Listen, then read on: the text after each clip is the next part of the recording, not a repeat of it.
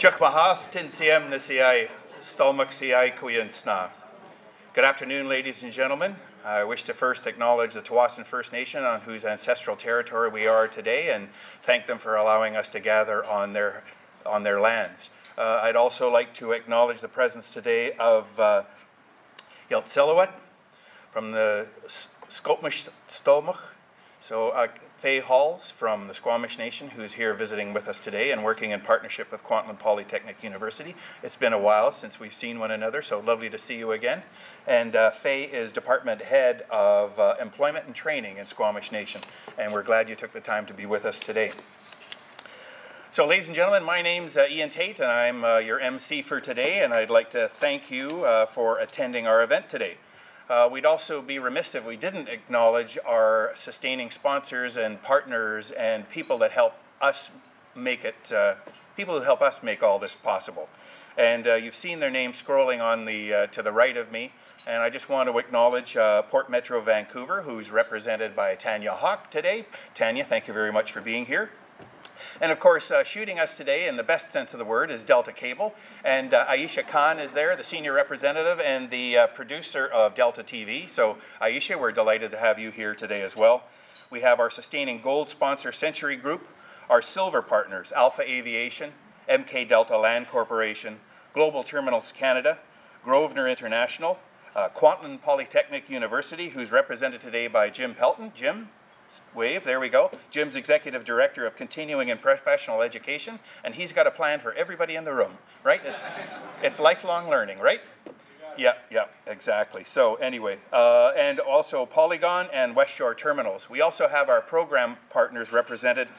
The company that manages the Chambers of Commerce benefit plans, Adisa Benefit Solutions, they're with us today in spirit, and certainly there's a banner here just reinforcing the fact that the Chambers of Commerce benefit plan is certainly of interest to our members. In fact, almost 30% of them take advantage of that program.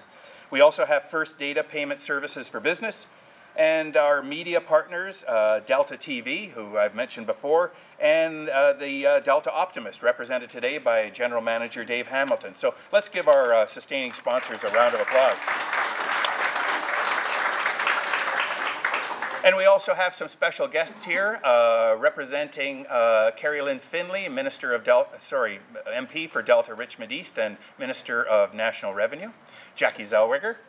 Thank you for being here. Jackie is a constituency assistant. Representing Delta North MLA, Scott Hamilton. Please join with me in welcoming constituency assistants.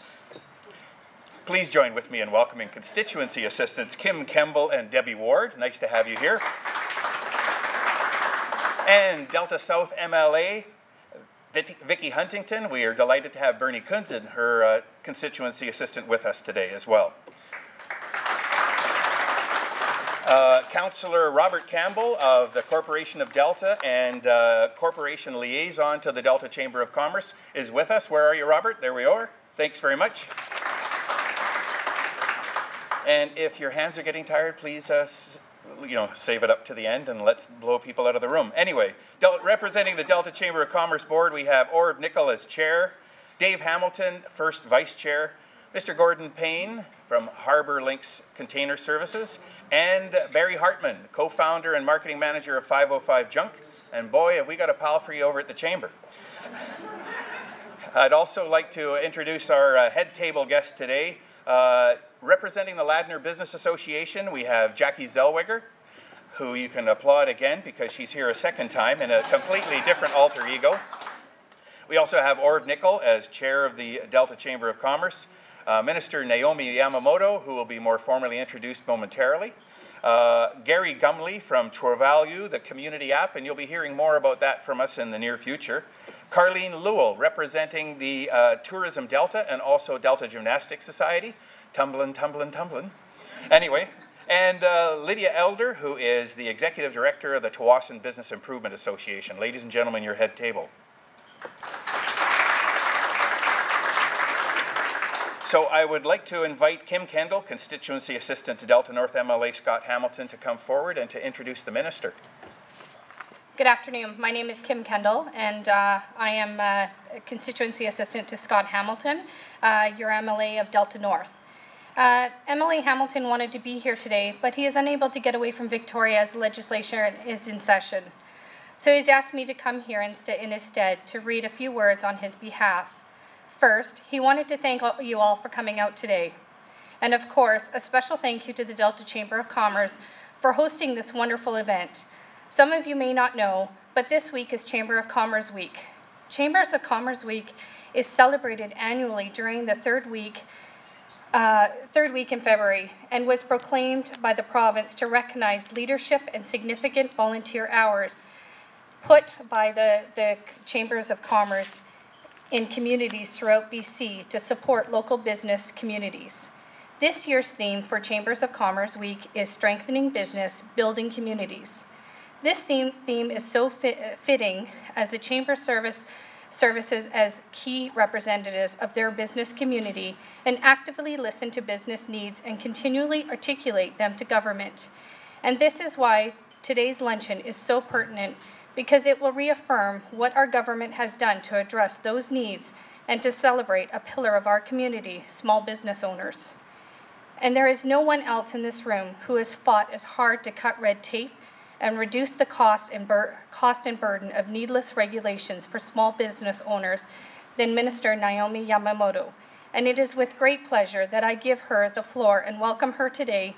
So without further ado, please join in welcoming Minister of State, Tourism and Small Business, the Honourable Naomi Yamamoto.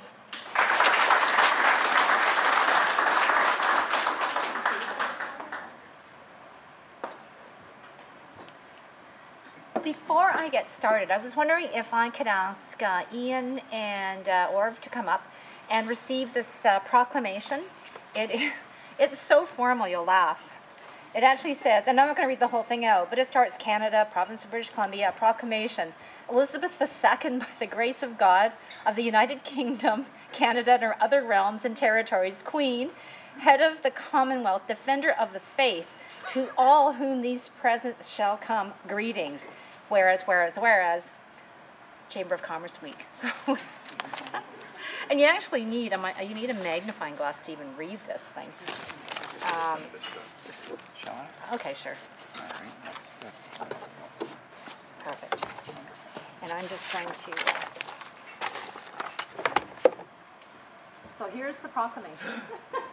And you know, it's signed by our Attorney General and the Lieutenant Governor. Someone said, how come your signature's not on here? You're the minister, but anyways, it's... Well, thanks. Thank you very much. And someone reminded me that I did this last year. No, was it last year or the year before? Was it 2 years ago, wasn't I? When I was first actually appointed as the Minister of State for Small Business. They added the Premier added in 2013 tourism to my responsibilities, and I'm absolutely thrilled. They actually go hand in hand, tourism and small businesses. But before I start, I just wanted to let you know how important it is to have such hardworking MLA like Scott Hamilton. And I also like to acknowledge, obviously, MLA Vicki Huntington. I know her CA is here as well, and thank you for sending Vicki's greeting. Scott Hamilton's response to the throne a couple of days ago was so impressive. It absolutely, he gets small business. In fact, if you Google it, it is now on Hansard, so you can actually see the video of it. But he goes on and on and on and talks about how important small business is to the province. And I just wanted to let you know that. Last year, Scott had me out here, not to the chamber, not to a chamber event, but during October, which is Small Business Month. He wanted me to come and visit some of the small business owners and operators in this area, and we spent a day out doing just that. So kudos to Scott and all he's done. And I'm not sure if you're familiar with the cabinet committees in government, but there's one called the Cabinet Committee on Strong Economy. I'm on that. It's chaired by Minister Shirley Bond, who's the minister responsible for jobs, tourism, and skills training. And Scott is also on the Strong Economy Cabinet Committee. To the Tsawwassen First Nations and Squamish First Nations, thank you, and I'd like to recognize that we are in your traditional territories. And I was so impressed when I walked in, because I talked to fellows from Kwantlen and Tafay from the Squamish Nation. School district are all doing some incredible work to ensure that students get the training that they need to have, you know, really good paying jobs. And one of the realizations that I think communities are coming to, and we are as government, is that we can't do it all alone. And it's these partnerships that are really making it work. So Faye, thanks for all you're doing, actually in North Vancouver. I'm the MLA for North Vancouver Lonsdale. I'm one of 4 MLAs on the North Shore.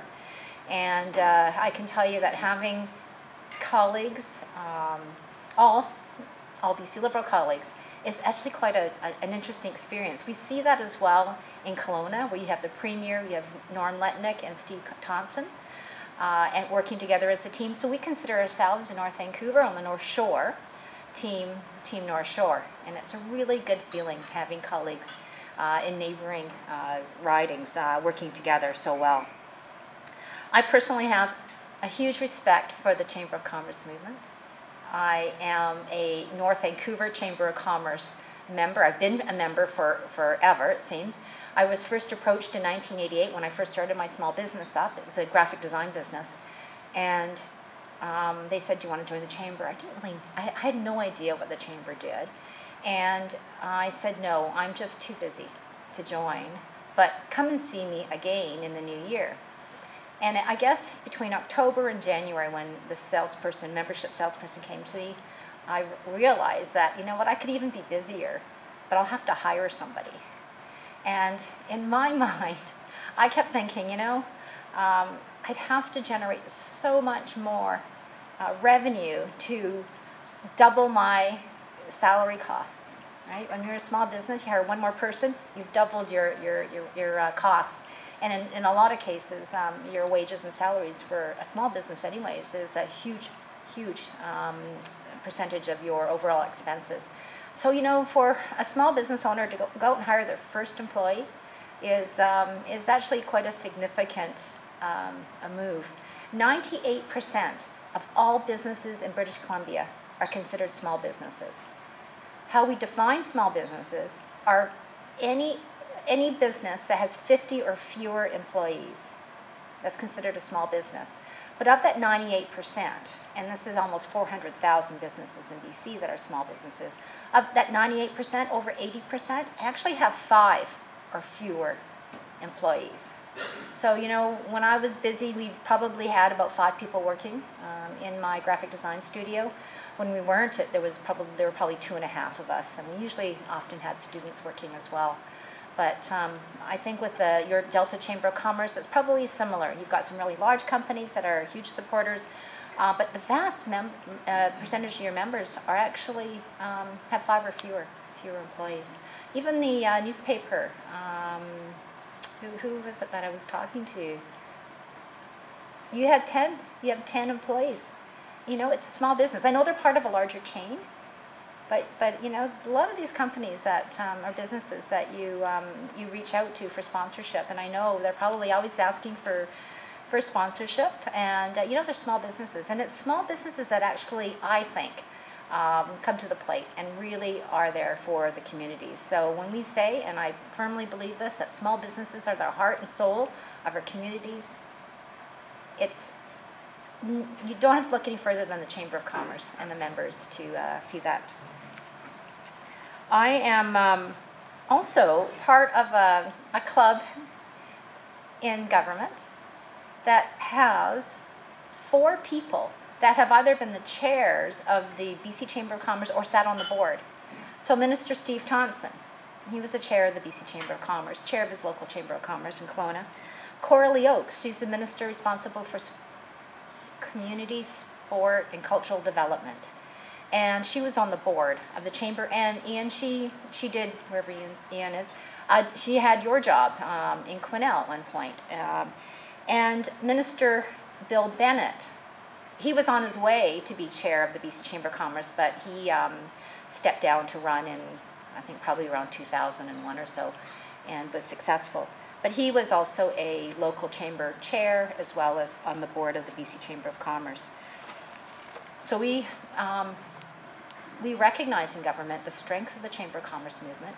You're part of the BC Chamber of Commerce, you're part of the Canadian Chamber of Commerce, and you know, there are some people in the Chamber of Commerce movement that have a bigger profile than others.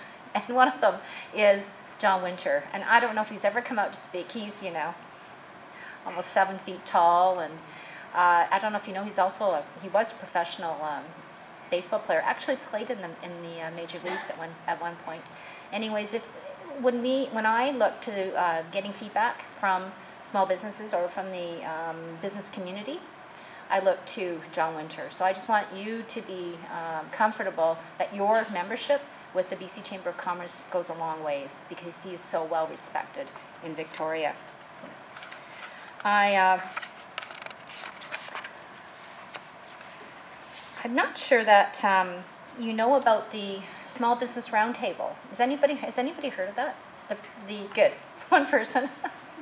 We have a Small Business Roundtable. It meets quarterly.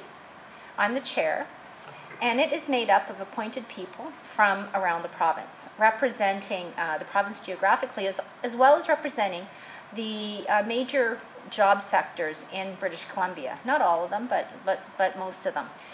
I encourage you to go to the Small Business Roundtable website, and I don't believe that we have anybody from Delta. There's only about 15 people on the council. I don't believe we have anybody from Delta right now on the Small Business Roundtable, but this is another avenue for government to understand what small business concerns are. And I can tell you that Linda Larson, before she was elected, and she's now the MLA for Boundaries to Milkmain, she was on the Small Business Council, or Small Business Roundtable. I was actually on the Small Business Roundtable. It was the inaugural Small Business Roundtable in 2005 or 2006. That's where I met Coralie Oakes and a few other folks, and it's another avenue for small businesses again to ensure that their and your voices are heard. We had yesterday probably one of our most significant days in the legislature annually, and this is the budget. I've actually always been proud of our discipline in managing our budget, but I sat there listening for almost an hour to our Minister de Jong present BC's balanced budget. This is the third consecutive balanced budget that we have, and in fact, he reminded us that from 1980 to 2005, that's a quarter century, there have only been 4 balanced budgets. And this is not a partisan remark, because in fact, I think there were 3 different governments in power during that time. And there was some pretty good years there. But in that 25-year span, there were only 4 balanced budgets. So, you know, it was hard work to get there. We are projecting a surplus for our 2014-15, so last year, or this current fiscal year, of $879 million. We are projecting are targeting for a surplus for the 2015-16 year of $284 million. And over the next 3 years, it'll be almost $1 billion surplus that we're looking at. And before you all get excited about where we're going to spend the money, we've heard loud and clear from the business community, from the Chambers of Commerce, from the Board of Trade, that we need to protect our essential services like healthcare and education and all those really important things, but we also want you to pay down the debt. And in fact, that's what we will be doing. Our BC economy is growing. Our economy is growing steadily, but it's not spectacular growth. And what we've seen is, you know, slower than expected growth or recovery of the U.S. market, but they are recovering. And what we've seen is incredibly high rate of growth in retail sales in BC. One of the highest is the percentage of our overall revenues in Canada for retail sales and exports. And I can tell you, we already know this, but the Canadian dollar is pretty low. That actually obviously helps with our export market, so we see that continue to grow. But we've balanced the budget because we did two things, and we didn't just start doing this last year or the year before. We started doing this several years ago. We made sure we had a diversity of our markets. Our markets were diversified, unlike some of our other our neighboring jurisdictions that are relied on one commodity. And we also diversified our export markets. So we didn't rely like Ontario did, where I think at least 80% of their exports went to the U.S. And when the U.S. went in the tank, so the world did, frankly, in 2008, 2009, it really hurt them. We actually had about maybe 70% of our market exports going to the U.S. as of today. It's just over 50%. And China, the Asia Pacific, and other markets have grown. And that's actually buffered us against some of the downturns. We do expect, I think along with Ontario, although they're suffering, they got a huge deficit they're going to be dealing with, looking at probably leading Canada in economic growth in the next couple of years. And BC will probably be one of the only jurisdictions in Canada to actually post a balanced budget. So I'm very proud of that. I'm very, very proud of the discipline. One of the themes that Minister de Jong worked through his budget speech was a theme of hockey, and he's a hockey player. He also would refer to, we're Team BC. We have a very disciplined approach. We understand what it takes to come out ahead, but controlling spending is the best defense, and that resonated throughout his speech. I have one copy of the budget here, and if you have specific questions at the end, I'd be happy to entertain them. But Parveen Sandoran, would you maybe raise your hand? She's got that one copy. I recommend that you actually just download it off the internet. But after, when we do some question and answers, I'd be pleased to address anything you might have specifically. I just wanted to talk about a couple of things that were in the budget that impact small business and tourism. I think that you might be interested in. We are adding an additional $3 million to our Small Business Venture Capital Fund, and if you know anybody who's accessed that, investors or been a recipient of an investment, it's very, very popular. So we know that we needed to continue to do that. We also invested another additional $2 million through the Ministry of Agriculture on buying local, and it's a theme that I know chambers of commerce across British Columbia are really enforcing, the importance of supporting your local small businesses. Agriculture has this file, and it's mainly to do with agriculture, but if you have organizations who would like to access funds to help market buying local, that's where you should go. And then the final one is, and I don't know if you do a lot of filming in Delta, but this was very well received in Vancouver and in North Vancouver, where I'm from. And this is the expansion of the DAVE tax credit. This is a digital animation or visual effects tax credit to the post-production side of the film industry. And that's a 17.5% tax credit on labor. And the other film-related, or not film, but digital-related tax credit was to extend the interactive digital media tax credit to 2019, I think. And I know for Vancouver and Victoria, that was a very important tax credit. There are definitely centers of excellence being developed that this will help sustain.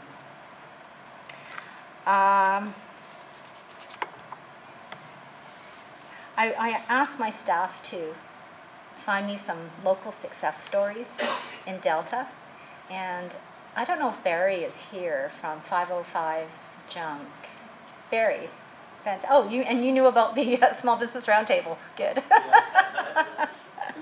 But I mean, you all probably know who he is. But for me to read about these companies that have been so successful, an award-winning junk removal company, a recycling company specializing in commercial construction and residential pickups in Delta, it was very exciting. And the reason why is that you were a finalist in 2014 for a Small Business BC Award, and you are a finalist again, aren't you, for the upcoming online marketing? Is it on? Thursday? Next Thursday. Next Thursday. So this is this event, you've been to the event, there's probably like 800 people from all over BC coming to this awards ceremony. Very slick, really enthusiastic, high energy. And for Delta to have Barry nominated and a finalist, kudos to you. Well done.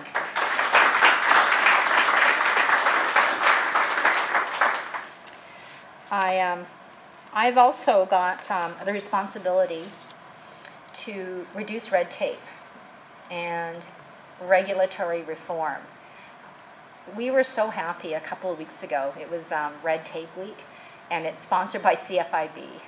We were awarded, BC was awarded an A for our efforts in reducing red tape and regulatory reform. Now, why I'm so proud about this is that, first of all, we're the only jurisdiction in Canada to receive an A, but this is the 4th year in a row to receive it.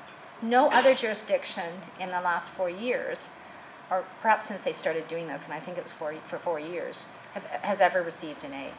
So when we took over in 2001, there were hundreds of thousands regulations on the books.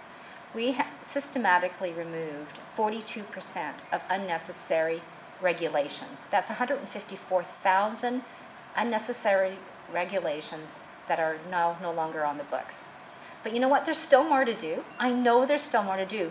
And how you have to help me, instead of saying, yeah, there's all that stuff that takes a long time, be really specific and tell me things like, I fill out this form every single month. Why can't you do this so I don't have to enter all this information again? We're working on that type of stuff, but you need to get back to me and tell me what it is that we can do to further reduce red tape. And in fact, we are not so concerned about counting our regs. We are, actually. I shouldn't say we're not concerned. If we add 5 or 10 regs, but it makes it easier for businesses to do business, then we're fine with that. But what we did commit to do this year is to extend our commitment to a net zero increase of regulations until 2020 or I can't remember the date, but anyways, for another 3 or 4 years. So that means if we add a regulation, we have to take one out somewhere else. So one in, one out.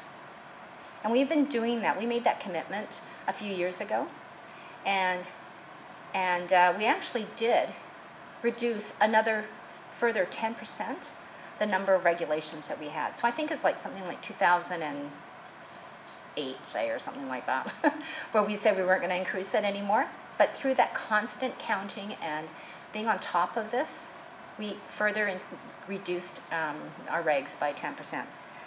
We know that this is one of the things that we can do to make BC a very small business-friendly jurisdiction in Canada. And my goal is to make BC the most small business-friendly jurisdiction in Canada. So in 2001, the small business tax rate was 4.5%. We reduced it to 2.5%, and we've committed to reducing it even further. I mentioned that the Small Business BC Awards are coming up, and I don't know how many people know about it, but this is a great opportunity for you to nominate yourselves or nominate other businesses next year for these awards. And the categories are Best Company, Best Community Impact, Best Concept, Best Employer, Best Emerging Entrepreneur, Best Green Business, Best International Trade, Best Online Marketer, and that's 505 Junk, and Best Workplace. And there's one other award, and it's called the Premier's People's Choice Awards. And that goes to a business, a small business that demonstrates that they, to their community, that they go, above and beyond. And I know you all have businesses in your communities that do that. So take the time next year. Actually, no, the nominations will come up in a few months. But take the time to think about those businesses that really deserve that recognition. And one of the things that we are doing for all the winners in these categories is we're providing the business $1,500. They can do whatever they want with it. It's not a lot of money, but it's the recognition that they get. And for small businesses, it's often the inability to make yourself aware, to raise your profile. So the Chamber of Commerce is a good is a good venue for that. But this raises it to the next level, as probably Barry knows from last year, in terms of your profile and what you do. There are two other Delta-based businesses that are nominees in this Small Business BC Award. So I don't know if Karina Eva is here, but she is the owner of Amando Natural Stone, and she has been nominated and is a top 10 finalist for the Best Immigrant Entrepreneur. And Terra International Foods was nominated for, oh, I think the same. Nope, different one. Best International Trade Award. And those are two Delta businesses. And you had your chance to vote for them. The voting is closed off now. But hopefully a lot of you voted for these three great Delta businesses. A lot of small business owners ask me, you know, where do I find resources to help me do X or to find X? Check out smallbusinessbc.ca. Small Business BC is a website that is really easily, you can easily use it, but they also have a physical location. If you ever go downtown go to Vancouver, where the C-bus terminal is, the SkyTrain and the Canada Line, there's a terminal there. That's where Small Business BC is located. They recognize that they have to service all of BC, so their focus on having a really good website that's accessible by anybody in BC that's connected to the internet is really important. But there you can find lists of events that they're hosting, webinars, seminars, workshops. Things like, I think there's one today on, if you're a new business and you've got questions about PST, sign up for a webinar. You don't have to leave your business. You can just follow along. The ones that I'm really trying to promote are the ones where our seminars and workshops that we have around the province and through Small Business BC on how to sell to government. We know that for small businesses, oftentimes trying to access government contracts is a little bit difficult.